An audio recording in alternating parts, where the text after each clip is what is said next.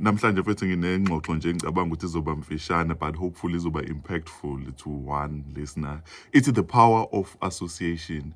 Sikhuluma lana ngokubaluleka kokuyibandakanya nabantu abathile. Ngikhumbula mfethu ngibuka enye video ye-interview kaTrevor Noah la veza khona ukuthi esamncane uma wakhe uke wajatshuliswa ukuthi he was spending time with abangani bakhe ababefunda e-tertiary, you know.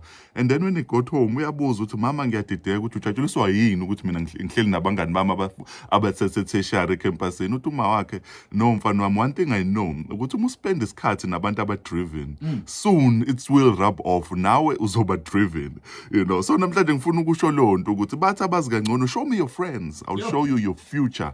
Obani labo spenda nabo isikhathi, ngoba uthanda ungathandi kungekudala uzozithola usufana nabo. Who are you spending time with? Sikhuluma nge-power of association.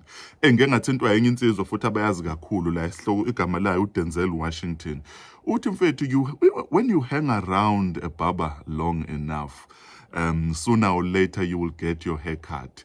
Uma uhlala nomuntu ogundayo, ngisho ngathiwa lo muntu awunayo imali ukuthi akugunde, kodwa when you spend isikhathi nabo, there will come a time la izothi khona awuhlale mfethu kulesihlalo ngibone ukuthi isiphi style engakugunda sona. Uyayibona le nto leyo. Position yourself mfethu uma umuntu, rub shoulders with certain people. Khona abantu mfethu abarana ama-project athile, when you associate with them bazoba nama-project abazowabuka emancane bawaphosele kuwe, only to find ukuthi kuwe lawo ma-project azobe makhulu kakhulu. Hlala nabantu mfethu abenza izinto ezinkulu ukuze uzokwazi ukuthi nawe uququzeleke.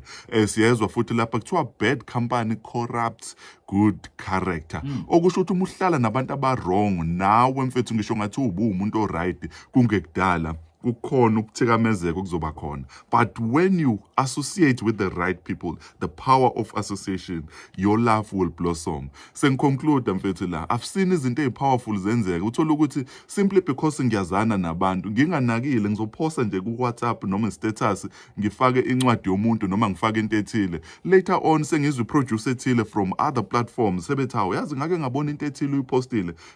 Ngicela unginikeza ama-details alo muntu. We need them. There's something we are doing and we feel like that person uzofita in perfectly. You know, when you associate with abantu abathile, that can usher you to your greatness. Today, who are you associating with? You know, please share that with us because we need to know. Somebody needs to be encouraged. And uma kukuthi uyazi ukuthi khona okake kwenzeka kuwe simply by associating with certain people, please share ama thoughts on that. I know people abagcina sebenza ama-cause aphezulu simply because babese groupini ethile that kept on registering makuphela isizini.